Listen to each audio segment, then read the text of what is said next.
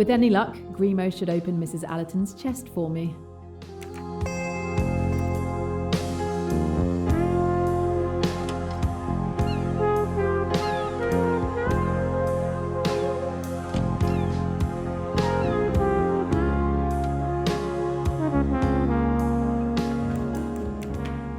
Here are your peanuts, Grimo. Happy now? Now, will you open the box for me? Grimo, happy! Mama's box!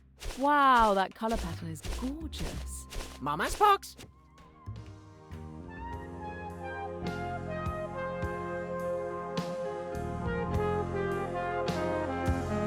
Wow, that's quite a colourful display, Grimo.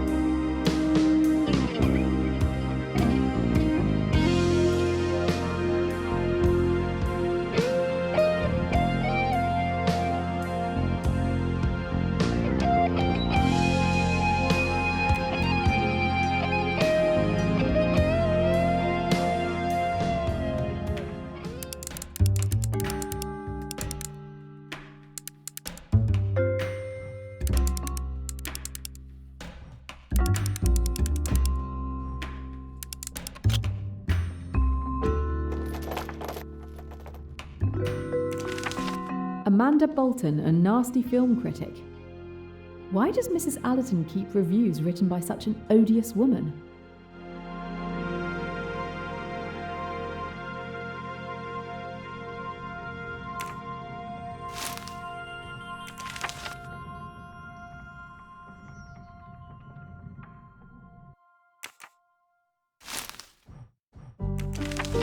All these film reviews seem to have been written by this Amanda Bolton. A very critical person, it seems.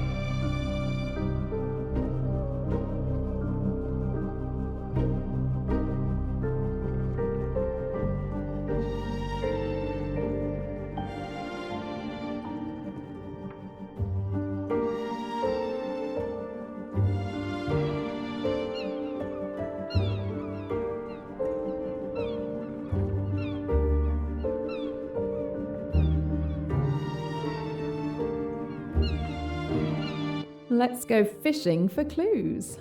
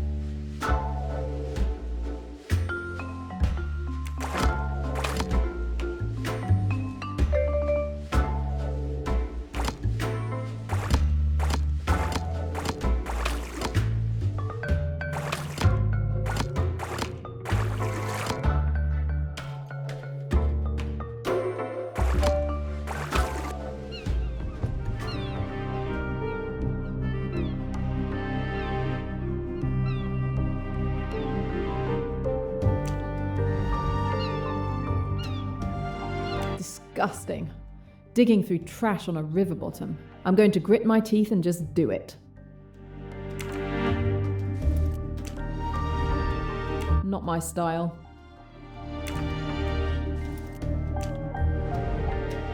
Not very interesting. Now this is more interesting. Looks like the fishing was good. And the stamp on the bag reads Karnak. This bag came from the boat. Now we need to find out where the bottles came from.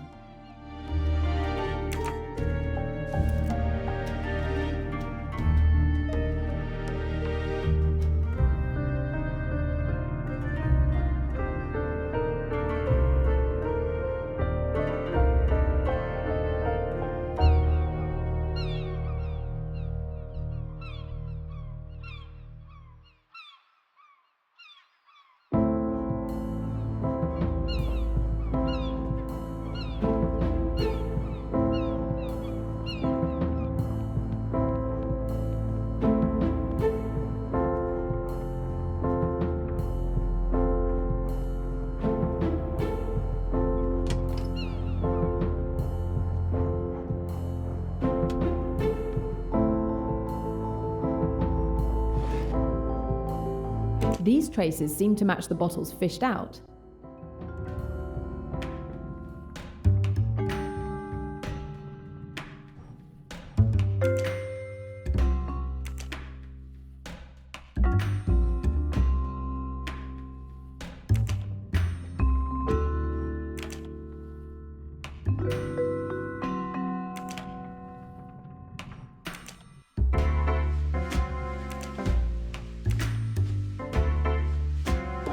The bottles match the traces perfectly. It can't be a coincidence. The recovered bottles belong to either Salome or Rosalie Otterborn.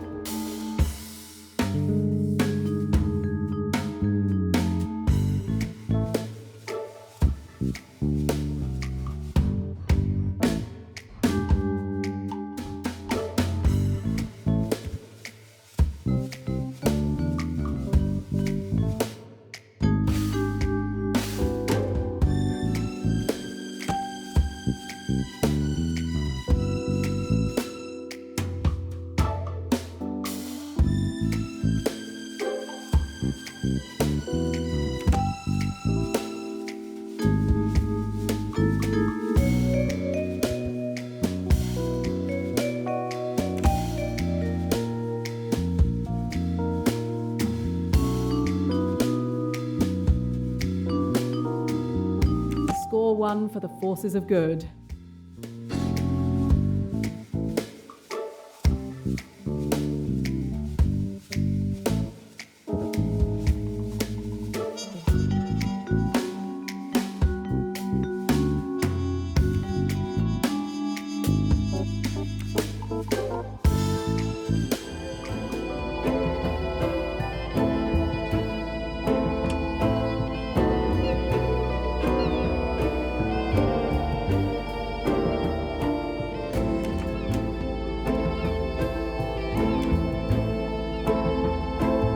Miss Royce, I was looking for you. I was looking for you too, Mr. Poirot. Time to share information?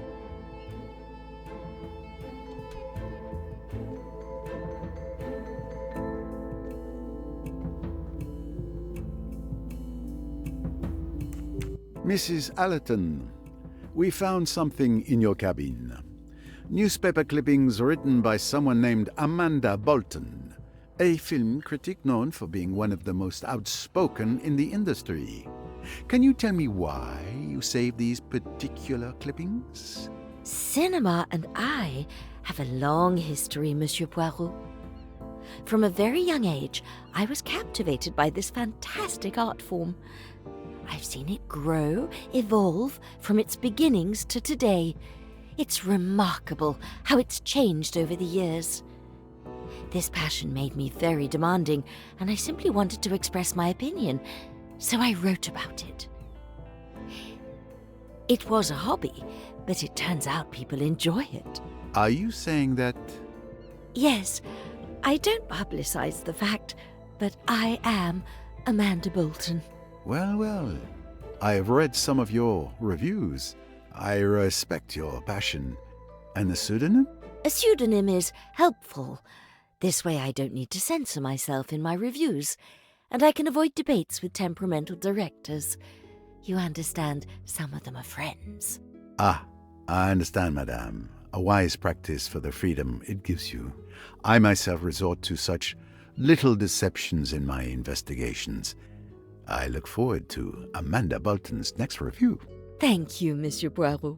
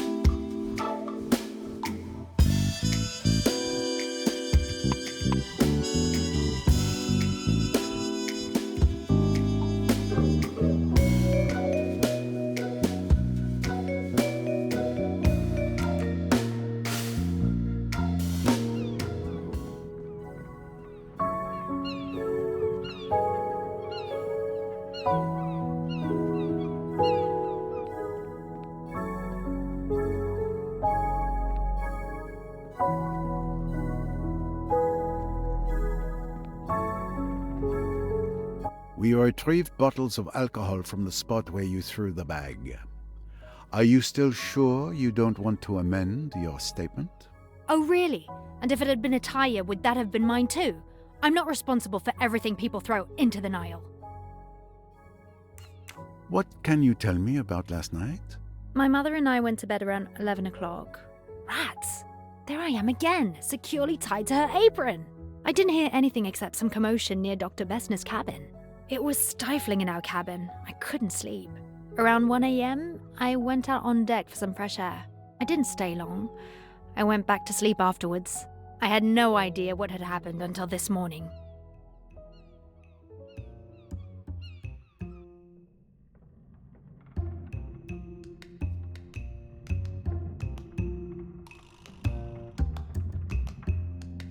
Please, I know what you've done. What do you mean?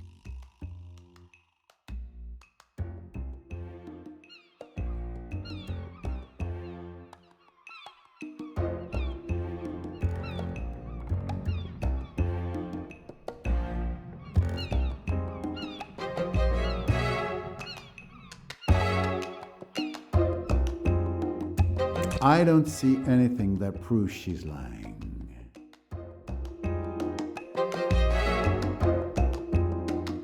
My instinct tells me I'm close to the truth.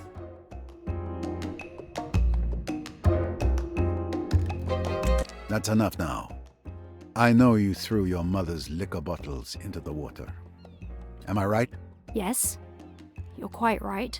I was a fool not to say so, I suppose. But I didn't want everyone to know.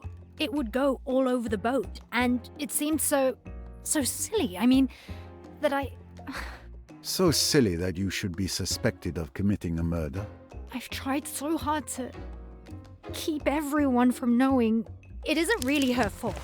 She got discouraged. Her books didn't sell anymore. People are tired of all that cheap sex stuff.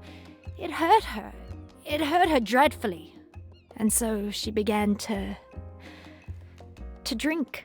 For a long time, I didn't know why she was so weird. Then, when I found out, I tried to stop it. She'd be all right for a bit. And then suddenly, she'd start and there would be dreadful quarrels and rows with people. It was awful.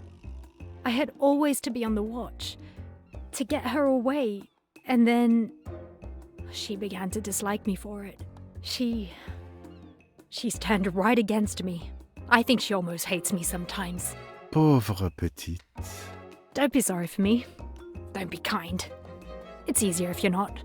I'm so tired. I'm so deadly tired. I know. People think I'm awful. Stuck up and cross and bad-tempered. I can't help it. I've forgotten how to be nice. You have carried your burden by yourself too long. It's a relief to talk about it. You've always been kind to me, Mr. Poirot. I'm afraid I've been rude to you often. Are you going to tell everyone? No, it is not necessary. Just tell me what I want to know. Now tell me, mademoiselle, Miss Van Schuler saw you. Did you see her? She says that she looked out of the door of her cabin. I don't think I should have seen her. I just looked along the deck and then out to the river. Did you see anyone at all when you looked down the deck? No, I saw nobody. I thought the splash heard by several witnesses was the murderer disposing of the revolver. But it was only Rosalie Otterborn throwing away evidence of her mother's alcoholism. It explains one mystery, but it is doubtful it helps identify the murderer. A small setback only. There are still other avenues to explore. Miss Bowers, Lynette Doyle's pearl necklace went missing last night. Can you tell me anything about that? The one she was wearing yesterday? A beautiful necklace. Even my boss doesn't have such pretty jewelry. I don't know what more I can tell you.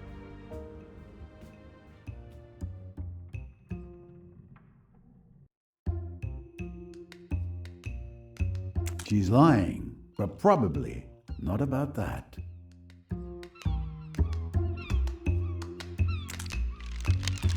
Are you sure you can't tell me anything more? What are you implying, Monsieur Poirot?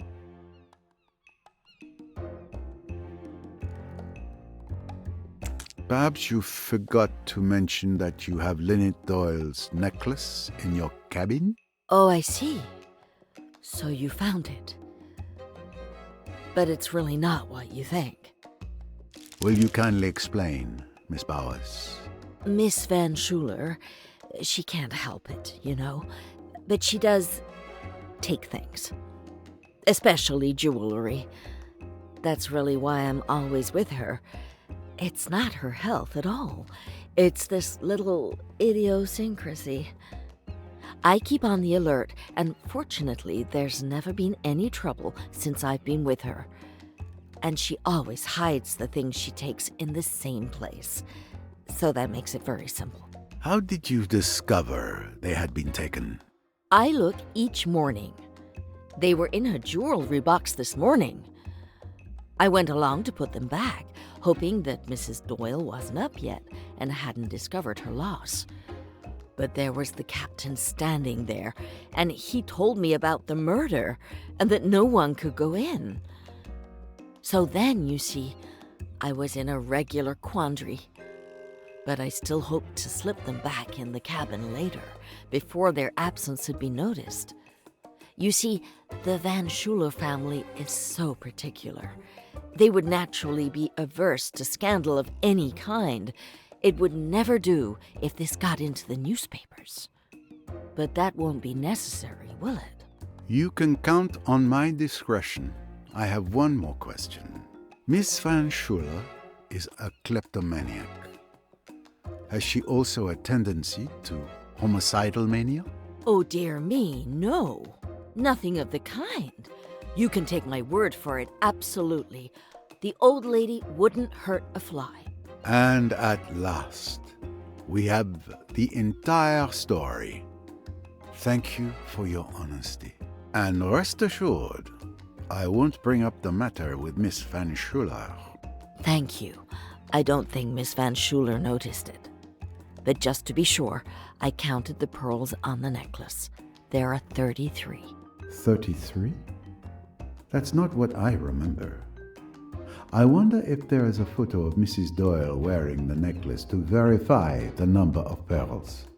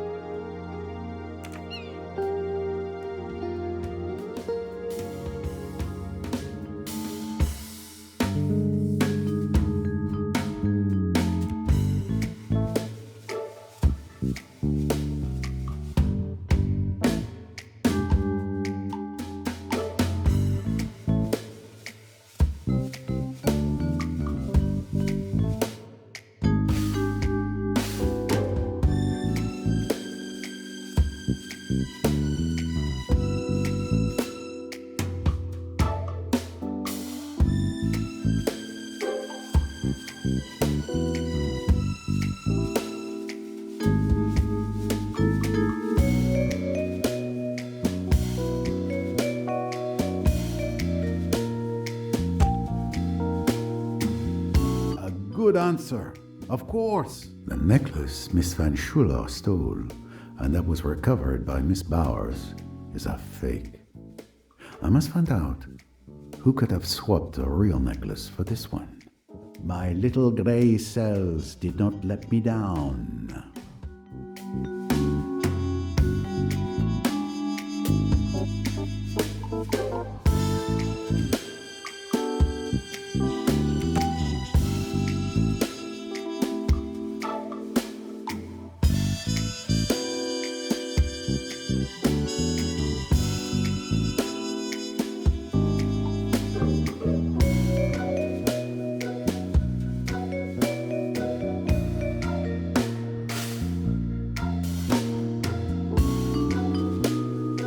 Fantastic.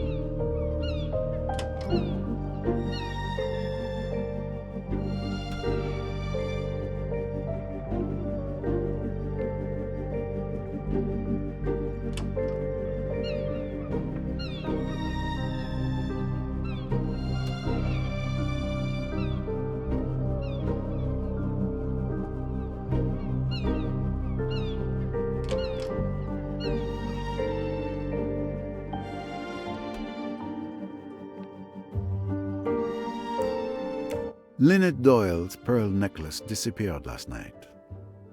Can you tell me anything about that? You're the first to tell me the news. I didn't even know it had been stolen. The thief will make a fortune if he can sell it, but he doesn't stand a chance if you're there to stop him.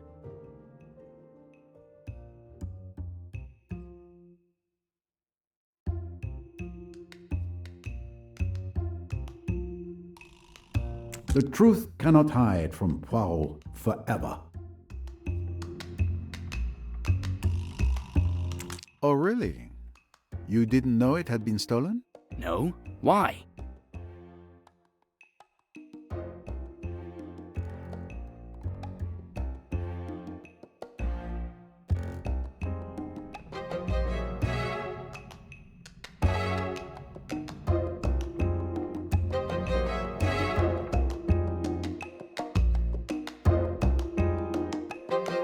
I know there was a fake necklace in the hollow book that was sent to you. You know, do you? Where's the proof? The message that talks about a defective shipment, which matches the fake necklace with a flawed copy. Not to mention, you were one of the 3 suspects in the theft of Mrs. Leach's bracelet in Mallorca. Shall I go on? Where is the real necklace if you think I'm the thief? Enough lies. Give me the missing piece of your record player. Tell me where you've hidden it, or I will advise Miss Royce to destroy your record player to open it.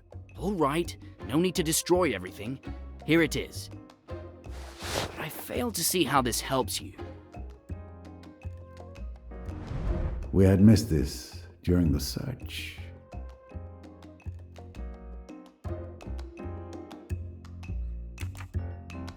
Thank you, young man.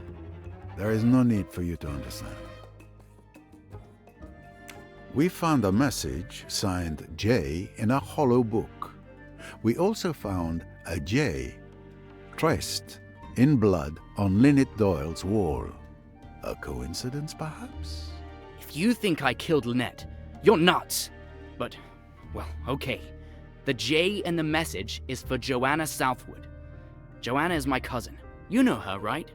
She told me you met her at Chez Ma Tante, the night that fool's wedding proposal backfired. Yes, she was the engagement ring's thief.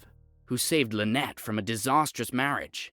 Given the recent circumstances, we can say an even more disastrous marriage has occurred. But very well. It is your cousin who sends mysterious messages in hollow books? Yes, we've done it since we were kids.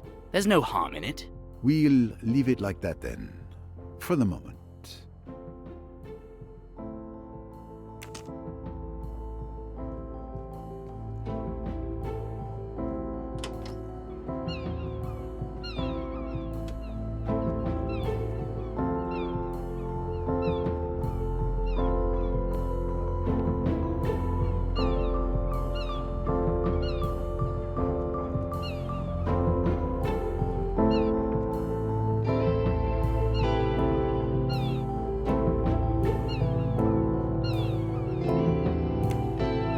I should bring Miss Royce up to date on what I have discovered.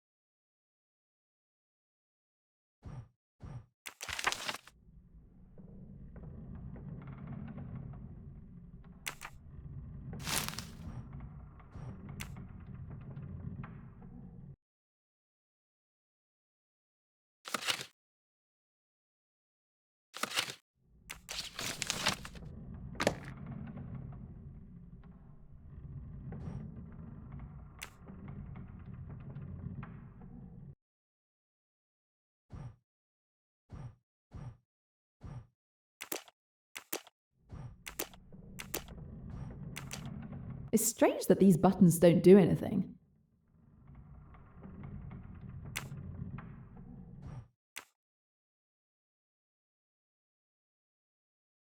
This notch seems to be locked by a mechanism.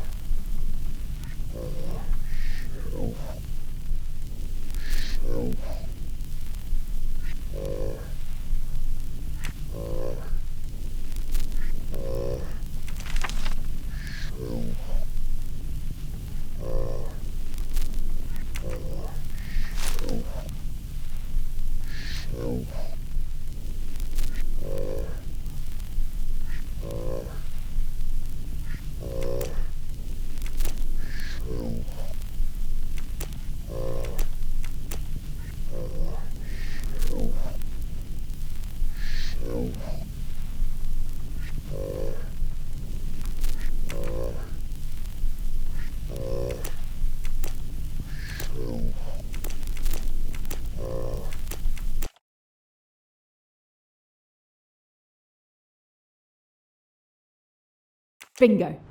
There it is at last. The pearl necklace. So Tim Allerton is the thief. But is he also the murderer?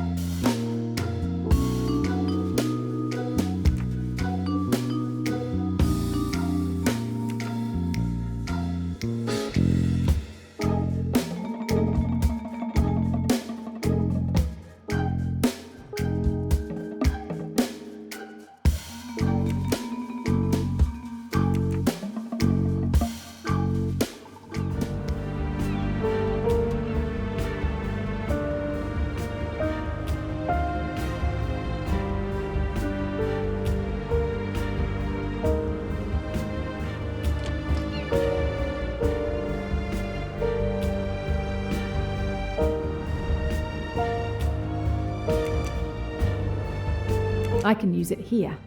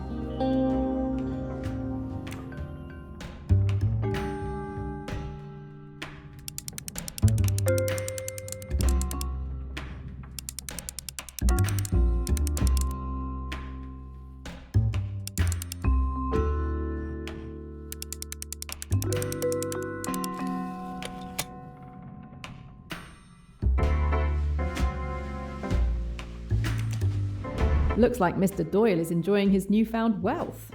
I don't know how much he spent, but it doesn't look like he won much.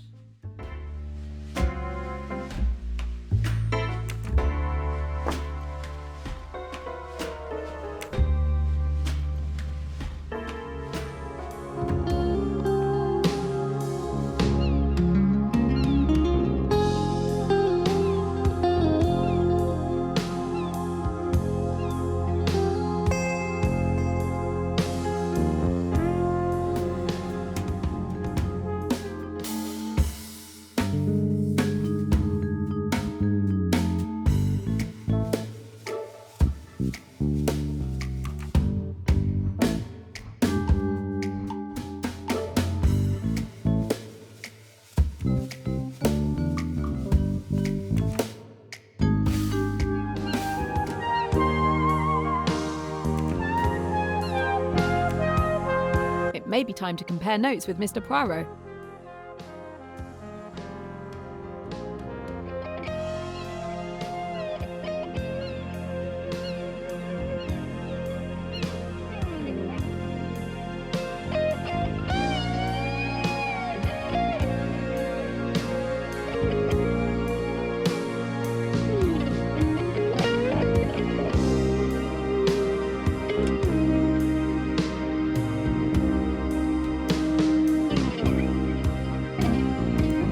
Your cabin was searched.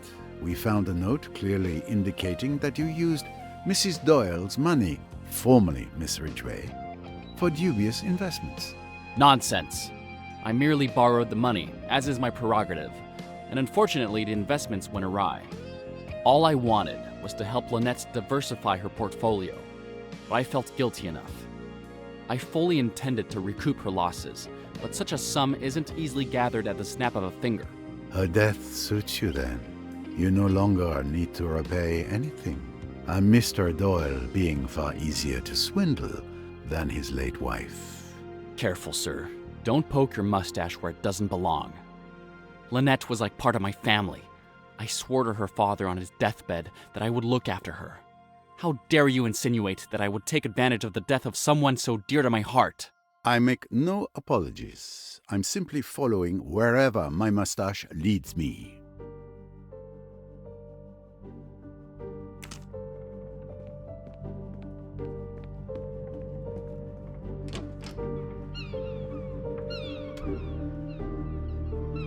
Do you remember our conversation at the Imperial Nile Hotel, Mr. Belfort? I remember it very well. I know you warned me. Yet you didn't listen to me. It's true. I followed Simon and Lynette on the boat, but I am not a murderer. We found some photos of you and Mr. Doyle in your cabin. Yes, I admit I still hope that he will come back to me.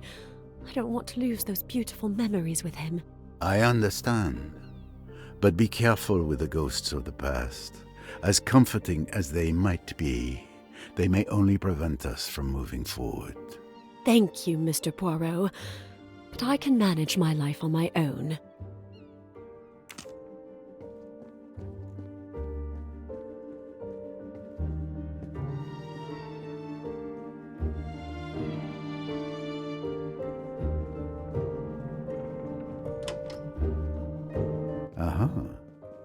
This is Dr.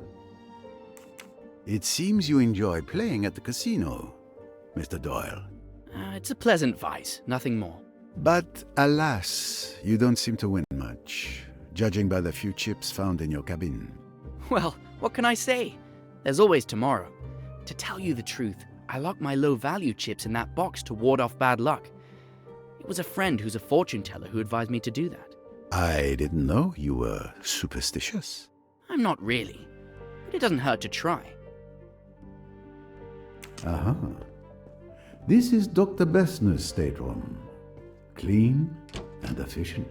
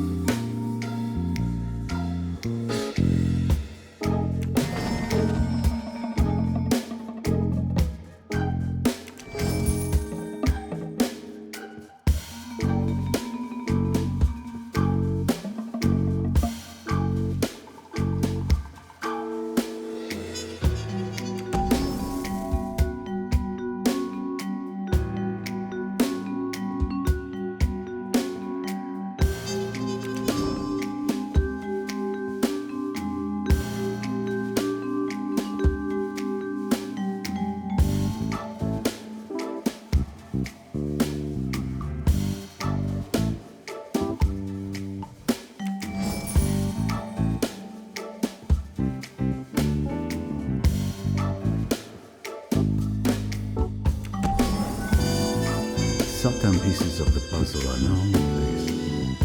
It's clear that Rosalie must have seen Tim when he came in or out of Lynette's cabin with the necklace. I must confront them.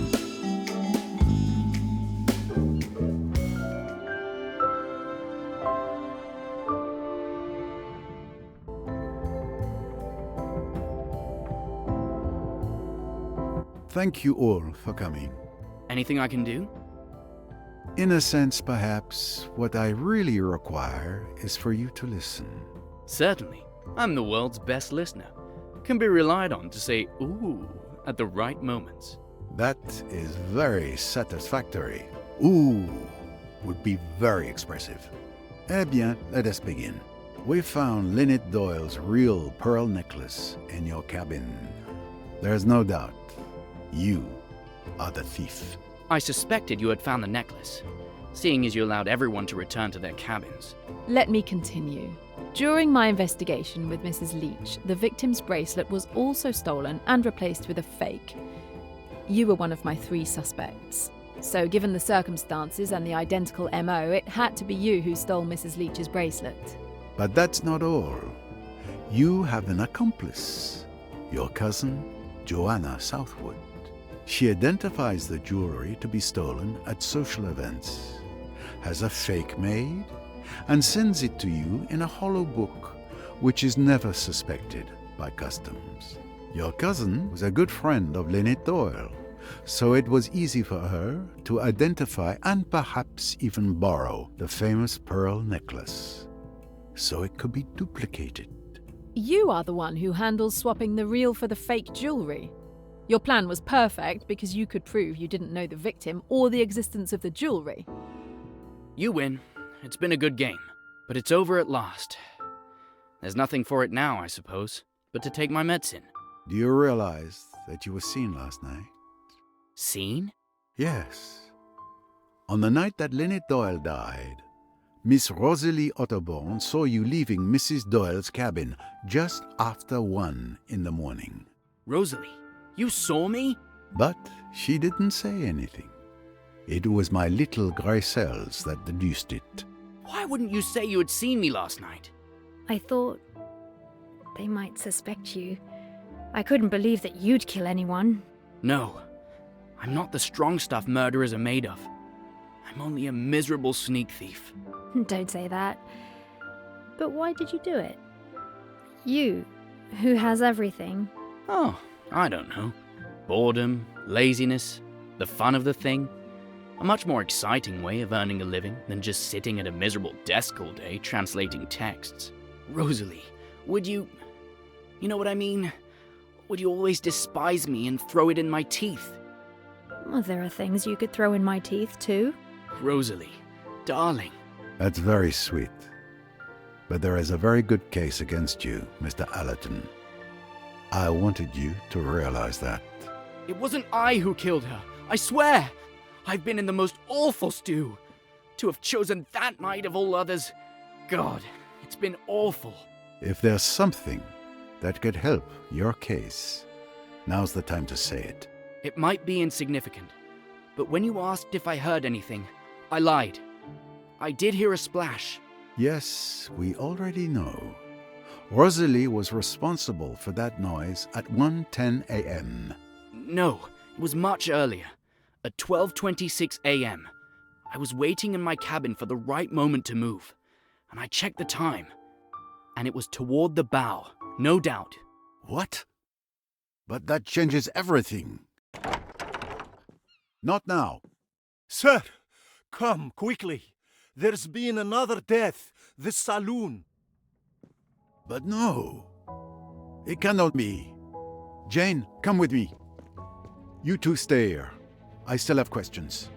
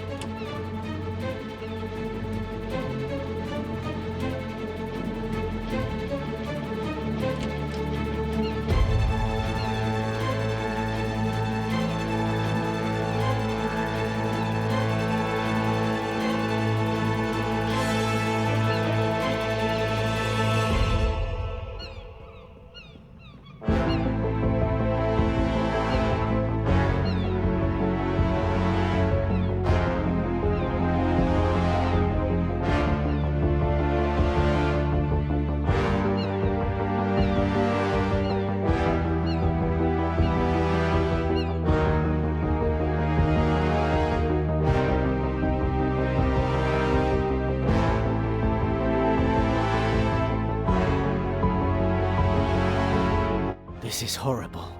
I don't understand. She was reading there just 10 minutes ago.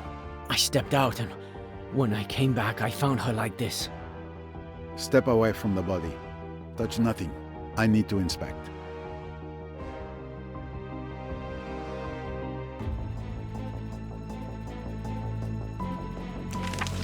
A torn piece of a $100 note in her hand.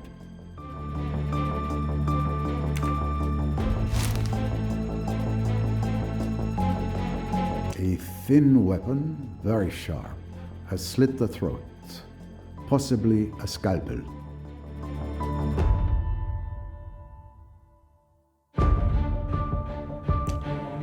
A ribbon for bundling stacks of notes.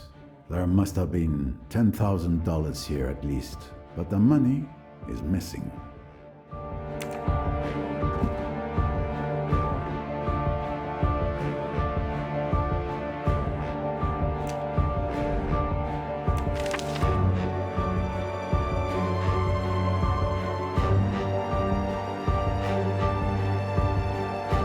A telegram used as a bookmark.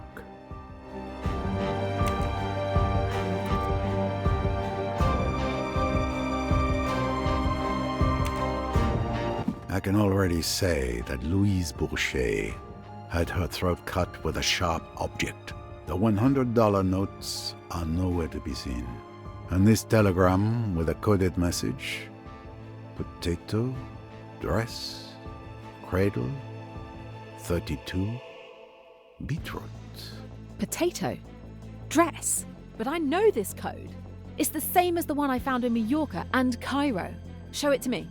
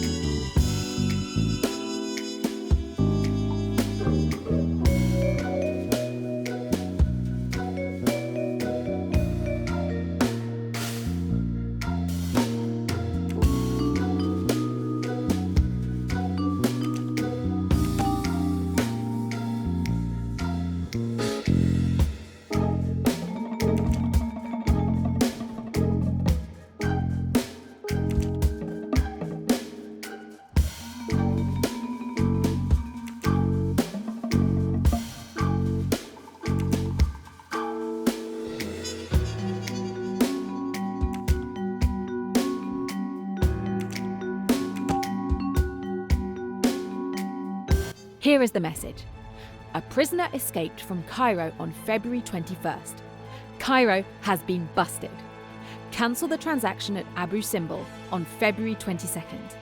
Return to Cairo via Karnak, then to New York. Attention, surveillance should be increased. Should we send men? The prisoner is me, and the package is crates of smuggled weapons. So this telegram was clearly intended for the killer I'm looking for. Louise Bourget could be Emmy's killer. No, I understand how you could come to that conclusion.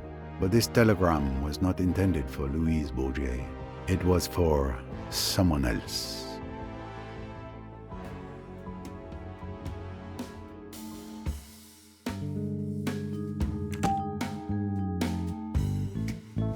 Yesterday, Lynette Doyle mistakenly received this telegram that was meant for Riquetti. When she returned it to him, he was furious that she had read it by mistake. Now, I understand why. Riquetti is your man. Where's Riquetti? He was right there. He's gone.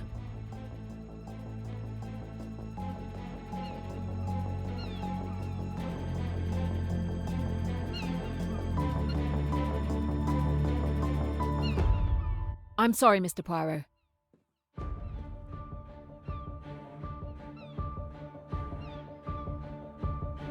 Of course. Miss Royce, good luck.